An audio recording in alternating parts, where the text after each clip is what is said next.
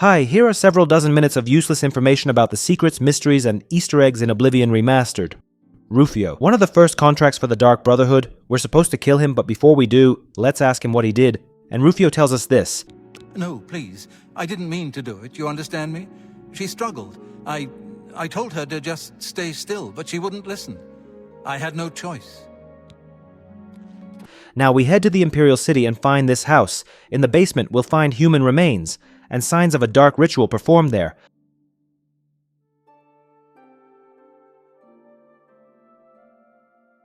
By the way, the house will be cordoned off by guards. Now we need to go to the prison and talk to the owner of the house, who's been thrown into a cell. So I wanted somebody murdered, so I prayed to the Night Mother. What? Is that a crime now? They even took my house, those bastards! Gah! In Oblivion, there's a small abandoned town where the residents are very unfriendly. My grandfather built this place. Not that it's any of your business. We've been down, but we got plans to bring back the good old days. You'll see.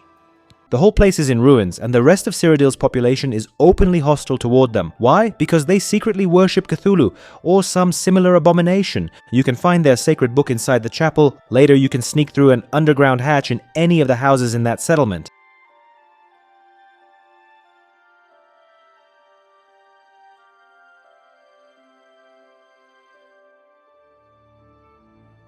Each house has a hatch leading to a secret cave where completely deranged fanatics reside. And if you listen closely, you can even hear the terrifying creature they worship.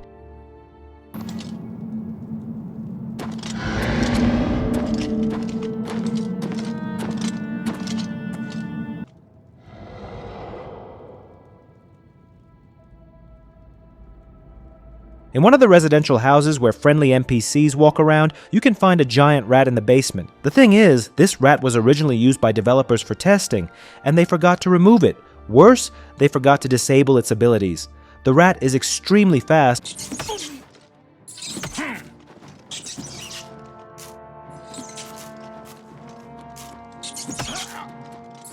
In one of the lakes near the Imperial City, you can find a poor soul, or rather, what's left of him. And you can read a note from him. Yes, he was a romantic.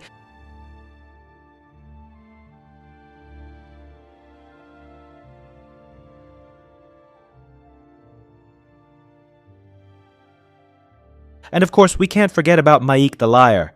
This character appeared in every Elder Scrolls game and always knew what was going on in the others. In Morrowind, he predicted fast travel would come to Oblivion. In Oblivion, he hints at a dragon battle in Skyrim. His phrases are full of references and secrets. Maik knows much. Some people wish to throw their weapons. That seems foolish to Maik. If you hold your weapon, you only need one. Some people wish... Goodbye. If you're not subscribed yet, make sure to do that now. Let's get into it and head straight to the edge of the map. Bethesda added one amazing detail to the remaster, a location where you can actually spot the throat of the world, the tallest mountain in Skyrim. It's a central point of power in the Elder Scrolls V.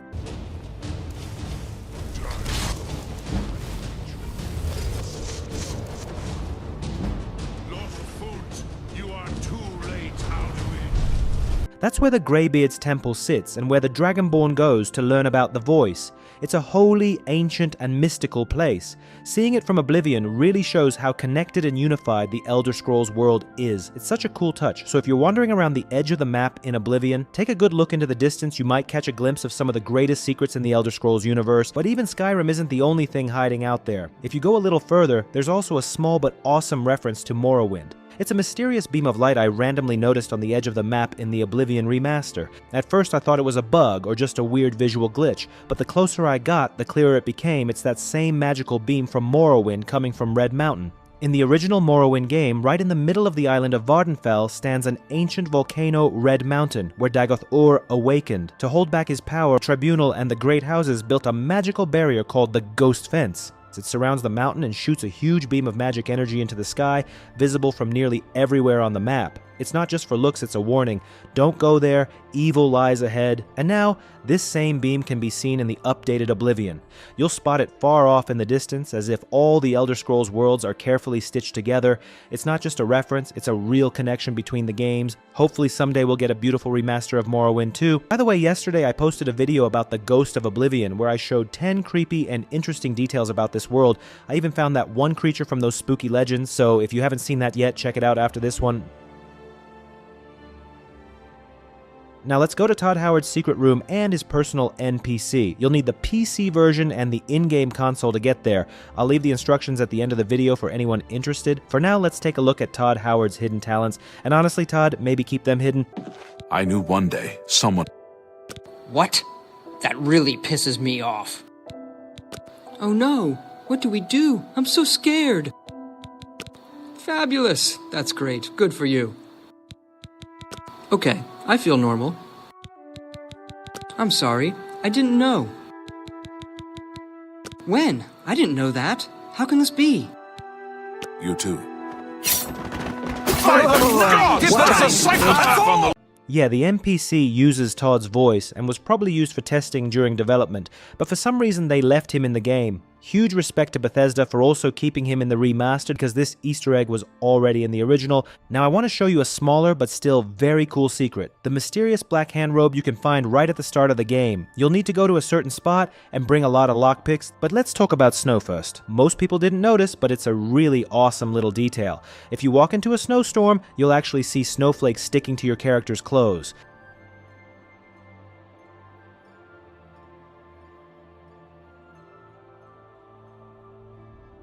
It doesn't show up on every armor set, but on this robe it's super clear. Your character gets covered in snow and it looks really realistic. If you want to get the black hand robes, I can show you how to grab them at level 1. Makes life easier for thieves or stealth players if that's your style.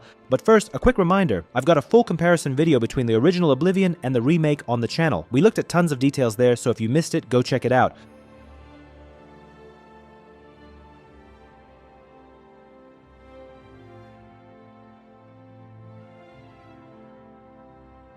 When you break into this house, you might think you need to search the chests, but don't bother. They're empty. What you need is this barrel, which has a hard lock on it. If you manage to crack it open, you'll find a really nice armor set with great stats for players who like to sneak around and, well, live the not-so-honest lifestyle, like stealing, for example. And yeah, the robe looks super cool.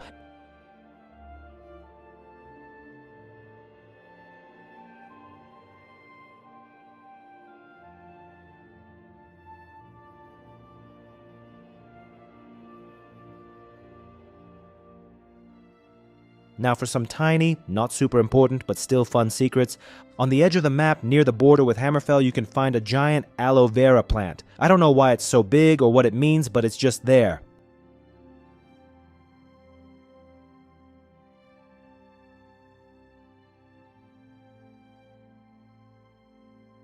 And yep, it was in the original too. Another hidden spot isn't marked on the map, and there's nothing exciting in terms of loot, but it's still worth exploring.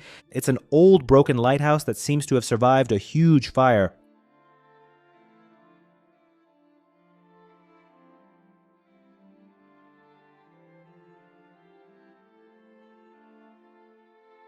Yeah, there's a chest, but it only has junk. I tried to climb onto the roof but couldn't make it. I also tried jumping into the tower, or lighthouse, or whatever that thing is.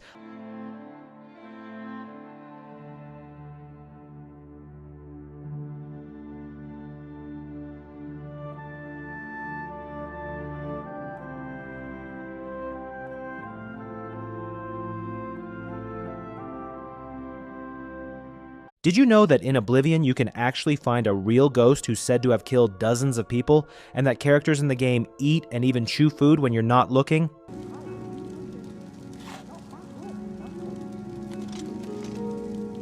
It's you. Hi.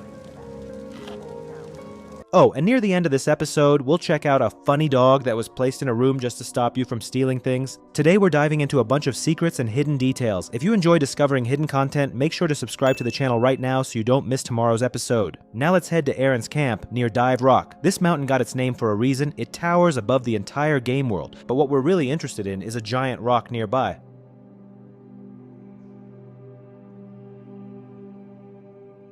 Behind it lies a body that clearly fell from the top of this infamous mountain, also known as the Mountain of Terror.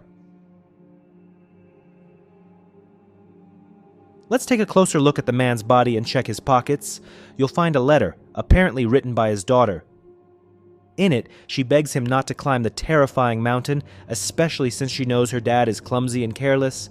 She's more scared of that than the legends about the mountain itself.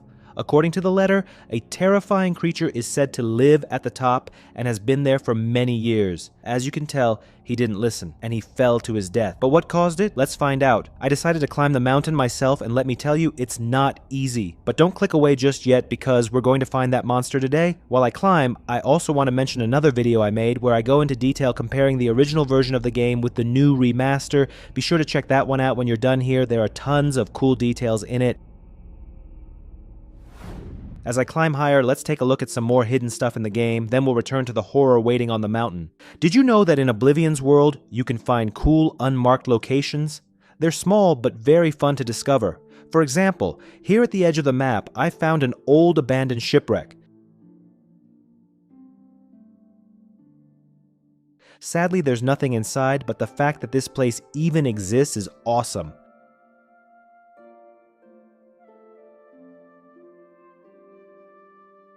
Also, while I was exploring, a huge storm started. Lightning, thunder, and rain. It added so much atmosphere to the moment.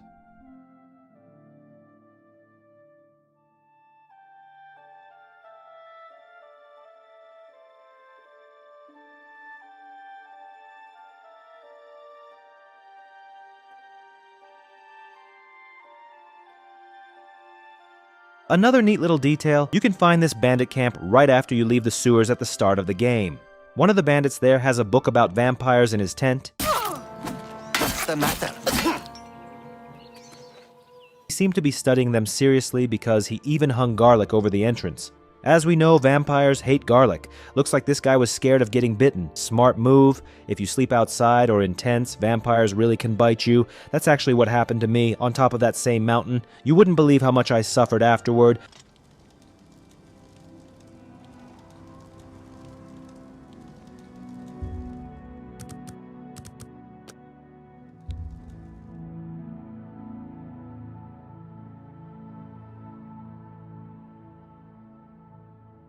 I'm even thinking of making a separate video all about vampires in Oblivion. Would you be interested in that? Let me know in the comments and I'll make it happen. I finally made it to the top of the mountain, and it wasn't easy. To my surprise, I found a campfire which looked like someone had been sitting there just recently. Near the fire, you'll find the Journal of Agnar. In it, you'll learn how Agnar the Stout became the chieftain of Thirskmead Hall on Solsteam and married Svenja Snowsong right after the Nerevarine killed the monster that once attacked their home. But Svenja started having nightmares about the monster returning. Wanting to stop the dreams, she decided to go kill the mother of all Udafrictas. In simpler words, the terrifying ghost monster that now haunts this mountain. After learning that the creature lived near Jump Rock, she went there with her husband, but it ended in tragedy. The monster ate Svenja, then killed her husband too. So we've already found a few of the creature's victims. Now it's time to find the ghost of the mountain himself. To find Udafricta Matron, man, what a hard name, you need to go east from Jump Rock and keep an eye on your surroundings. You'll spot a lonely little tree and a flat clearing nearby. On that field lies the body of Agnar the Stout, and nearby the matron is wandering, likely about to eat him too.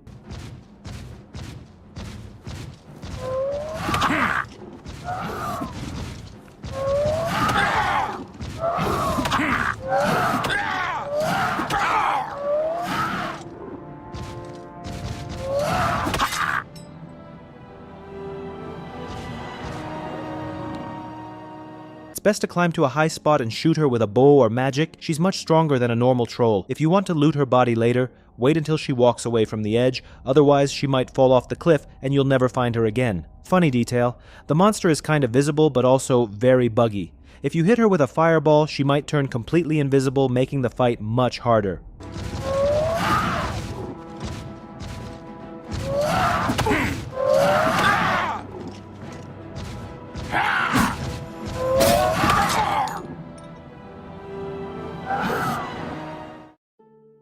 Another cool detail is in Ruslan's shop. He sells gear for local warriors and everything is crazy expensive. So of course your first thought is, I should steal something. But he's scripted to chase you non-stop. You can't even take a step without him following you. Still, I managed to trick him and grab a couple items.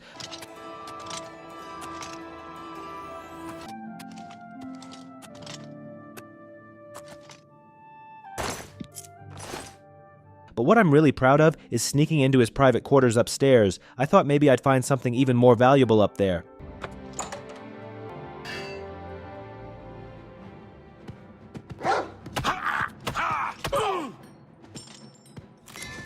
But instead, I was greeted by an angry dog that instantly attacked me. It was almost impossible to fight back, so I don't recommend stealing from this shop. Trust me, you'll regret it.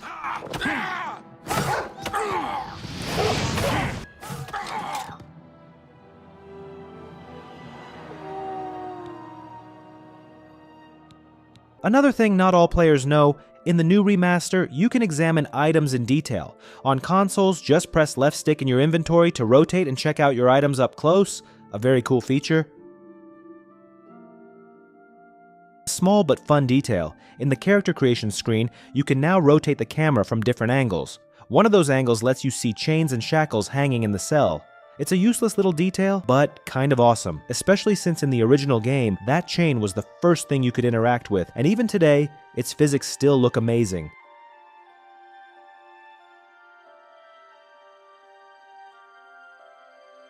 How can you see at night like Sam Fisher and get iron lungs for endless swimming at the same time? You'll need to head to this location, stand on this stone, and it's best to drink a water-breathing potion, then face your compass in this direction and swim down. You'll find a drowned NPC wearing a green helmet.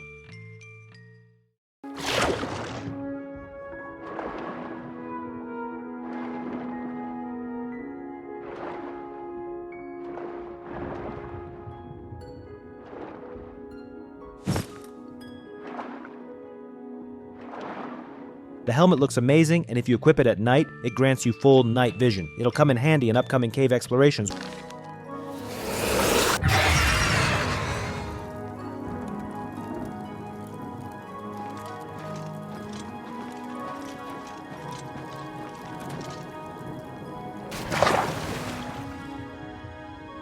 But here's the real question. How did that NPC drown wearing a helmet that lets you breathe underwater forever? Leave your theories in the comments. Next up, a neat trick to get Daedric armor at level 1. But before that, I recommend checking out my video on all the benefits of playing as a vampire, plus how to cure vampirism in just 5 minutes. So the map is scattered with runestone locations. If you activate them, you can get Daedric armor for a minute, but I've got a trick to keep it permanently.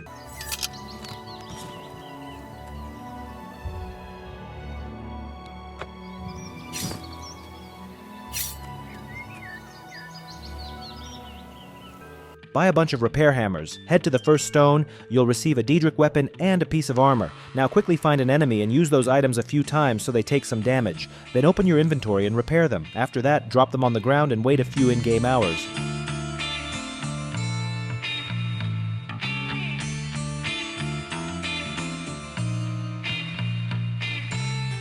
Pick the items back up, now they're yours for good. You can collect a full set by repeating this trick at these coordinates.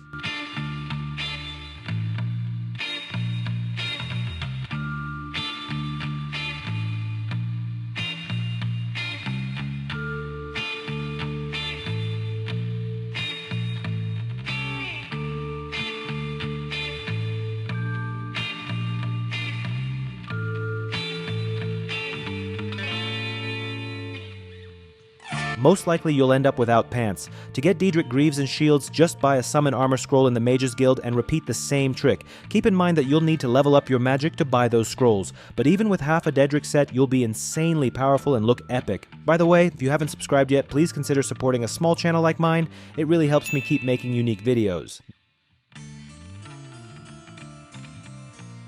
Next, for another awesome item, find the Goblin Totem Staff. It's a goblin head on a stick that shoots lightning. You can find it right here.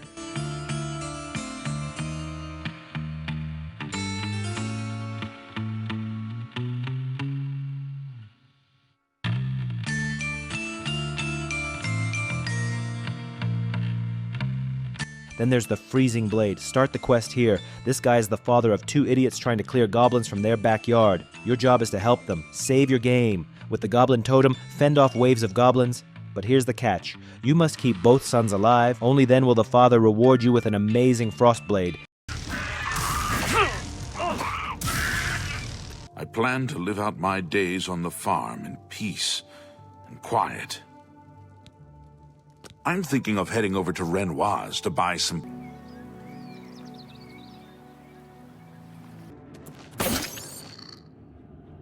Now you're ready to go full chaos mode. But wait, let's get a free house first. A lonely mage's tower on a snowy mountain. Yes, it's completely free. Even better, it comes with Mage Guild teleporters, an alchemy lab, and the ability to summon a friendly NPC, which I highly recommend.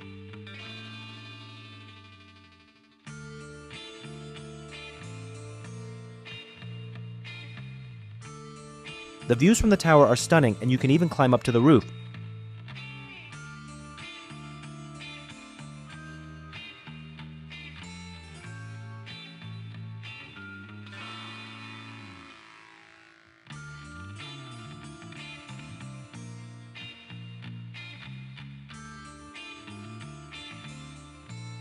Now that we have our brave companion NPC, it's time to head to the creepiest cave in the game. One of the most powerful daggers in the game is located here. This area used to be DLC for the original Oblivion. The location is called Sundercliff Watch. When you enter, you'll see a locked door and a pouch beside it. Inside is the password. This is a full dungeon, very challenging and takes about an hour, but the rewards are worth it. You can also speedrun it. With the staff and dagger I showed earlier, you can sprint through most of it. The dungeon is massive, a whole enemy city, caves, and more, but your goal is to reach the end, kill the mage and the NPC near the tomb. That will unlock a secret weapon and an exit near a lake. And like I said, you can bypass most enemies if you're quick. Ends here!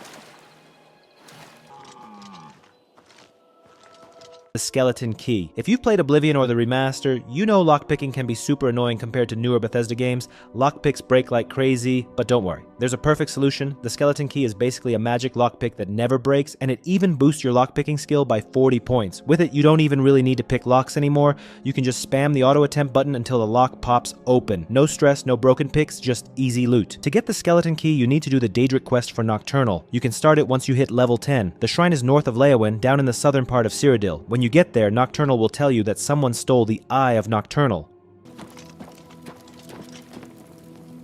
Night among the strangers, secrets in the dark. Nocturnal is here. But my eye is blind and proud, stolen from its shrine and hid in dark waters. To steal from a god is most unwise. In Leyawiin, 2 Argonians think themselves secret, but the Eye has seen them. Find these thieves in the city that spans the waters. Learn where they hide my eye. Retrieve the Eye of Nocturnal, mortal, and return it to me, and I shall look favorably upon you.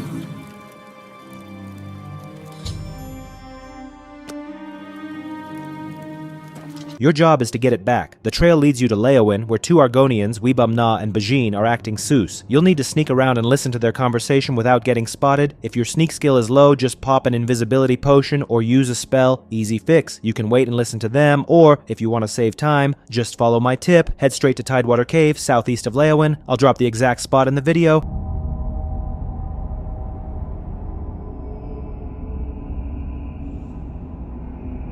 Inside, you'll find some trolls and low-level enemies, but nothing too crazy even for a level 10 character.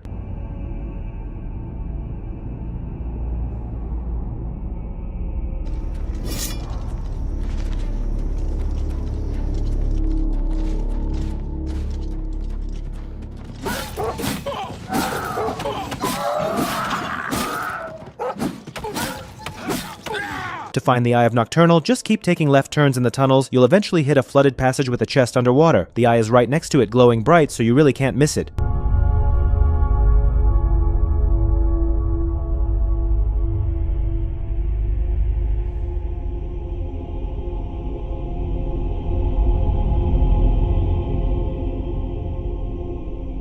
Bring the eye back to the shrine and boom, skeleton key is yours. It'll stay in your inventory, boost your lockpicking by 40 points, and never break, no matter how many locks you smash through. My eye is returned, and I once again see into the darkness that is your world. We mock the thieves, for bitter is their loss. You, mortal, may take this. It shall open the secrets of dark places for you.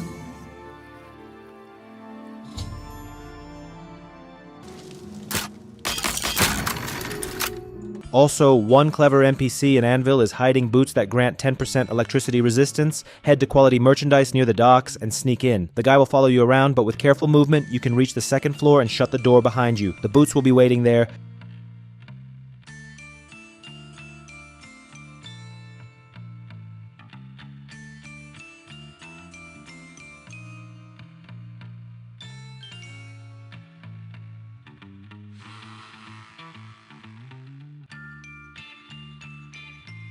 You can also get great weapons through the Dark Brotherhood quests. One blade is awarded if you kill a target by secretly dropping a bullhead on them. If no one sees you, you will be given a special dagger as a bonus. Another dagger can be earned just by completing missions flawlessly.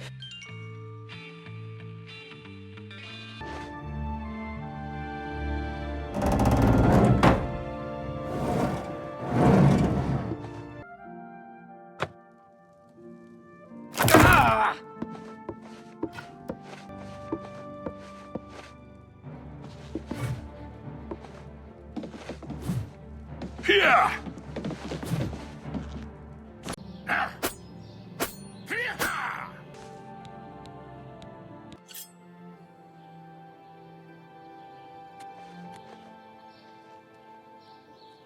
And finally, my favorite, Umbra's armor. Umbra is a female knight located in this dungeon. Killing her is very hard early on, but you can trap her with a trick right there. Or be smarter, lure her into a city and let the guards take care of her, then just take the armor and the best sword in the game. That's all from me today. Thanks for watching, and if you haven't checked out my other videos, make sure to do that.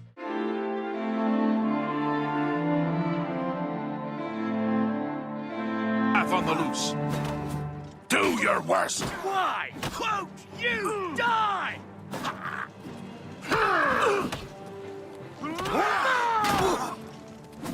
I'm just warming up, you pathetic worm! Show me what you've got!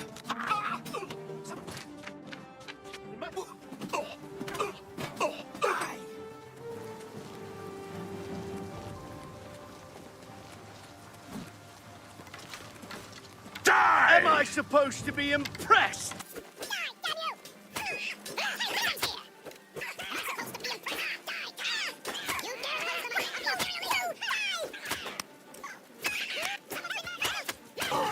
You're pathetic! You dare oppose the might of the Imperial Legion? Excuse me, are you all right? This person. Speak.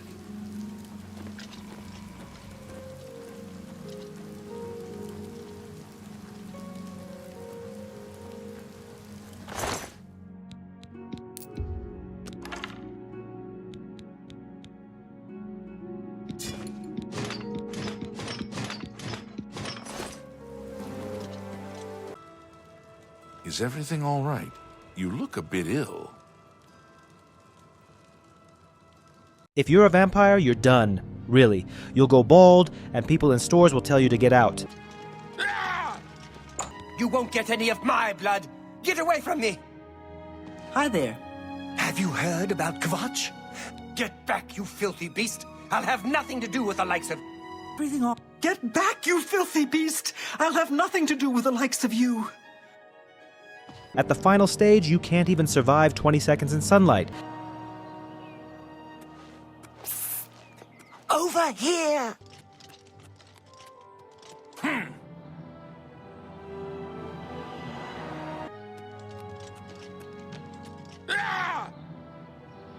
In this video, we'll look at all the stages. I'll show you how to cure vampirism without a quest in just 5 minutes. Are there other vampires in Oblivion? How can you be accepted again after going bald? And yes, how to grow your hair back. I'll also talk about the Vampire Guild, a strange quest that teaches more about vampires in the world of Oblivion. Before we start, don't forget to subscribe so you don't miss cool secrets in games. To you. No, stay away.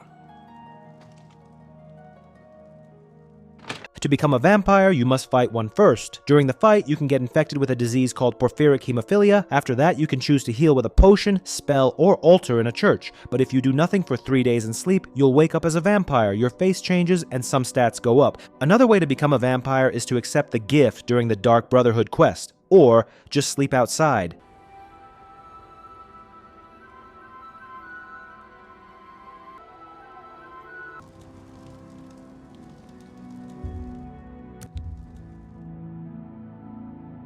There's a chance a vampire bites you at night, but other vampires won't treat you any differently. They stay hostile even if you're one of them. By the way, if you haven't seen my video about hidden game secrets, check it out after this one.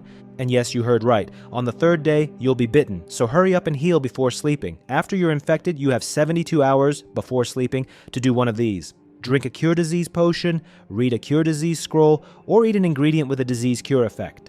Good ones are clan fear claws, mandrake root, root pulp, and shepherd's pie.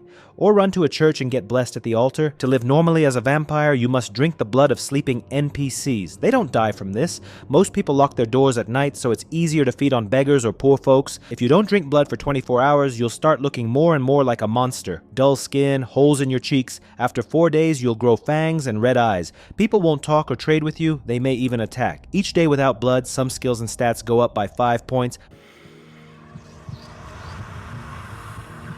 Fight! Fight! Fight!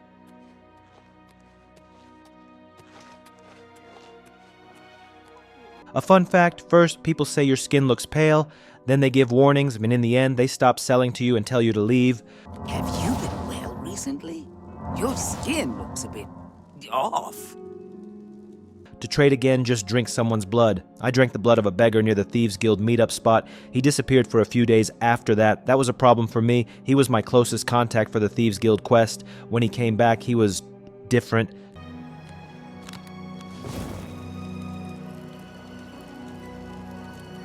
I'm only asking for enough to feed me kids. Thank you, kind sir. Just look at those red eyes. Blessings of the shadow upon ye. Also, I made a video where we visit Morrowind and Skyrim inside the Oblivion Remaster. Check that out too after this one.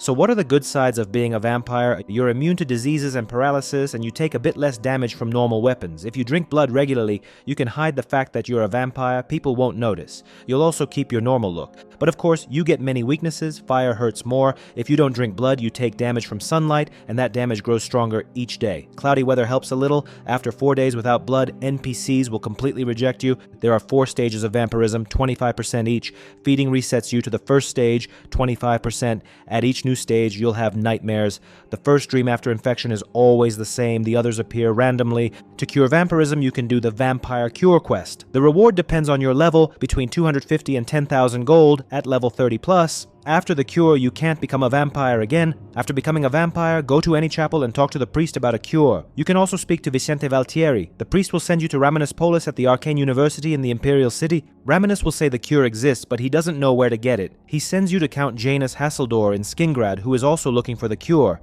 To speak with the Count, talk to his steward Hal Lears. When you meet the Count, ask about the cure. He says his wife needs it. She refused to feed on blood and fell into a coma. The Glenmoril witches know about the cure, but there are no covens left in Cyrodiil. Still, one witch lives in Drakeloe near the Vallis Mountains. She says she gave up witchcraft, but she'll help if you do something for her. She needs 5 empty Grand Soul gems.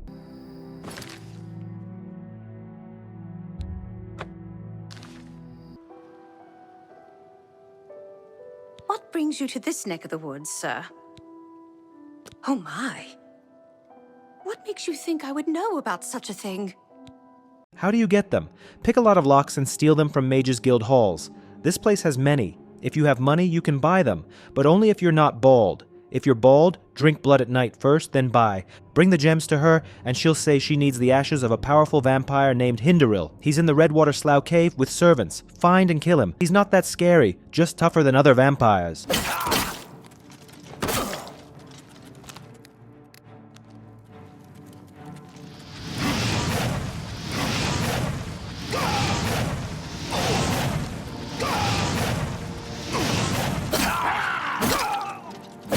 Melisande also needs Argonian blood. She gives you a special dagger. Hit any Argonian once and you'll collect the blood. You can do this in Wenyan Cave. If needed, raise an Argonian's disposition, hit them once, then surrender. You'll pay a 40 gold fine, but you'll keep the blood.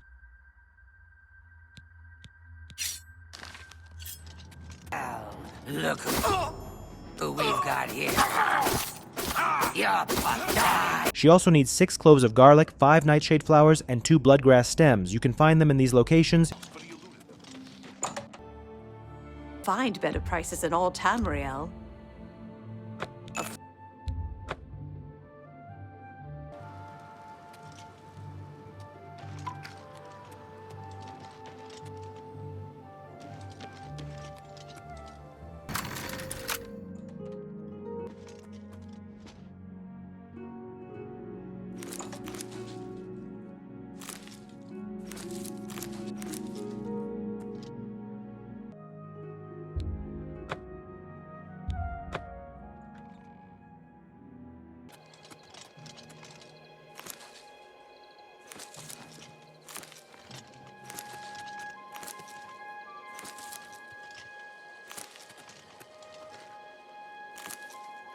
If you bring everything, she'll make the potion in 24 hours. Come back and get 2 bottles. One for you, one for the Count's wife.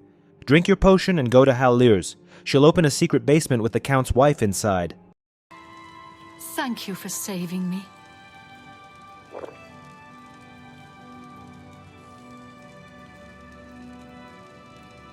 Are you not feeling well?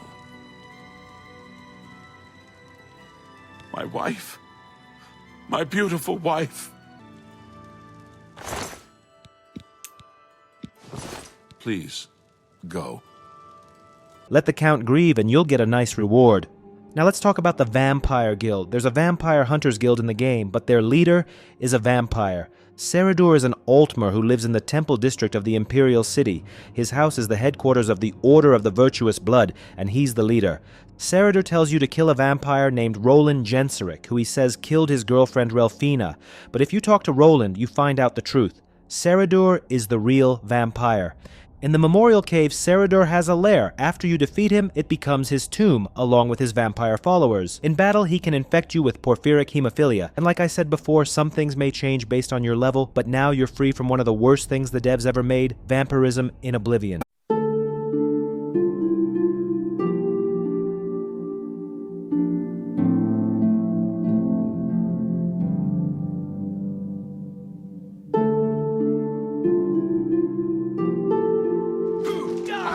This should be easy.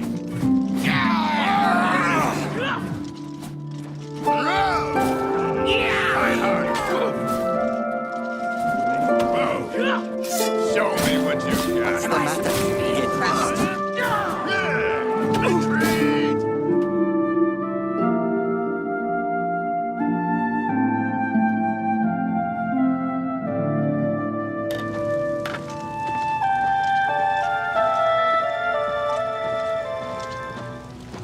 Shoo! Go! Be gone! Things to do. Always a pleasure.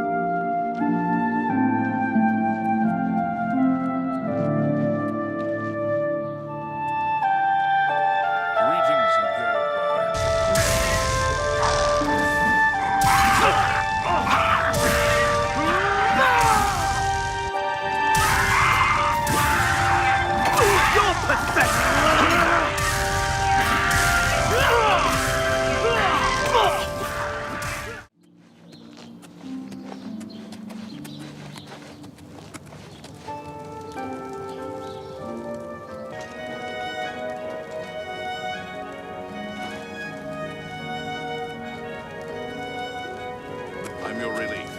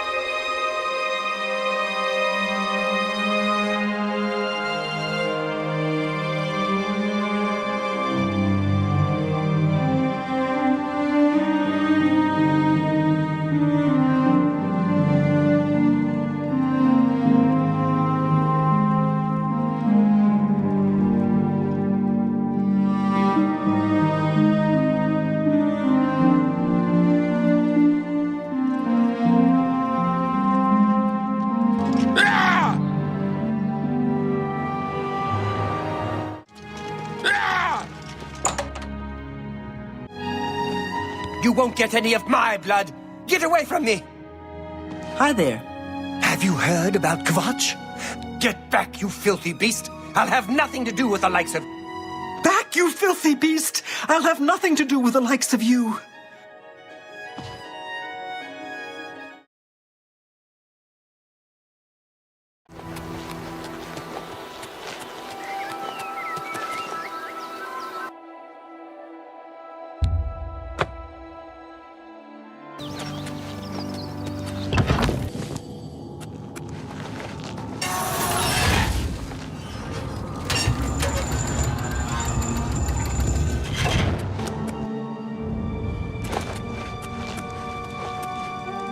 What do you want?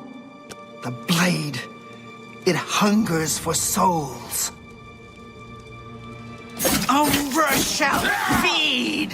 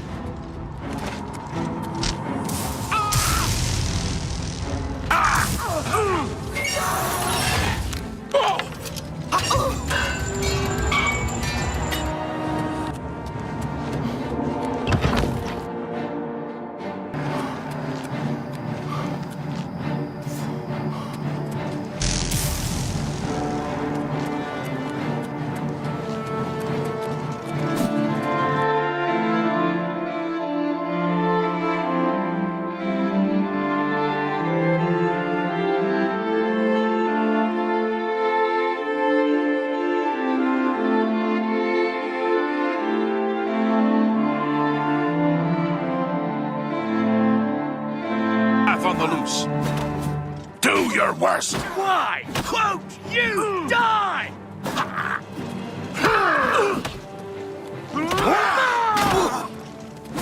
I'm just warming up, you pathetic worm! Show me what you've got.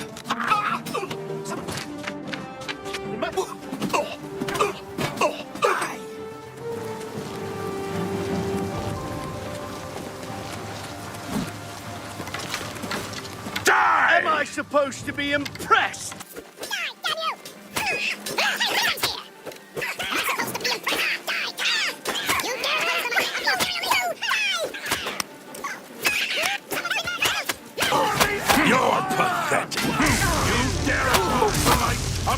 Imperial Legion! Excuse me, are you all right? This person speak.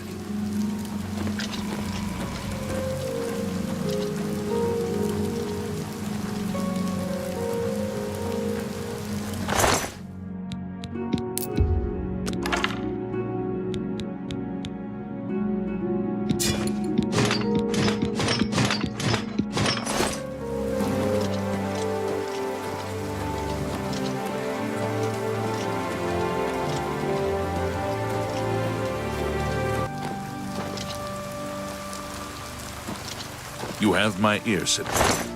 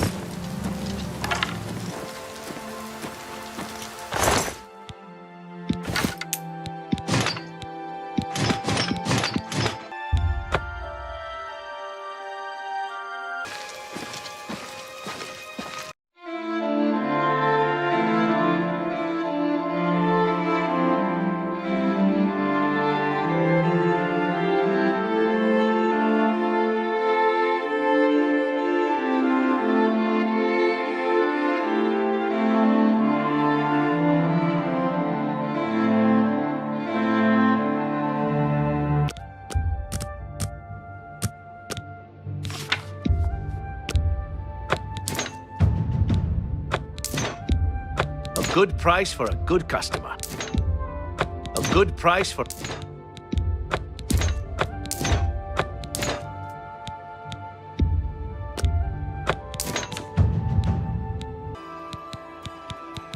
Thank you. Farewell.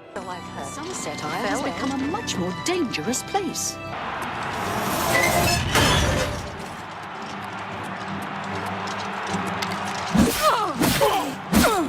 You'll never leave this arena alive! Or will you fall down and bleed to death? Crap more fearsome than you! Take that!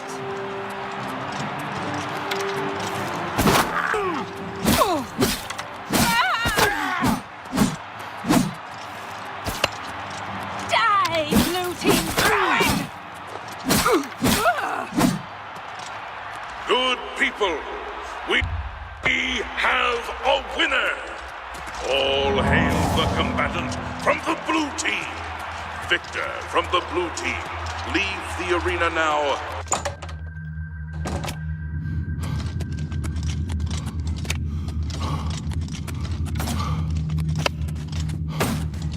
Let me know what you think it is in the comments, and that's probably it for today's Secrets and Details. Don't forget to subscribe if you haven't already, and like I promised, here's the guide to Todd Howard's test room, and see you soon.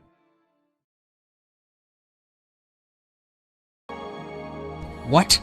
That really pisses me off. Oh no! What do we do? I'm so scared! Fabulous! That's great. Good for you.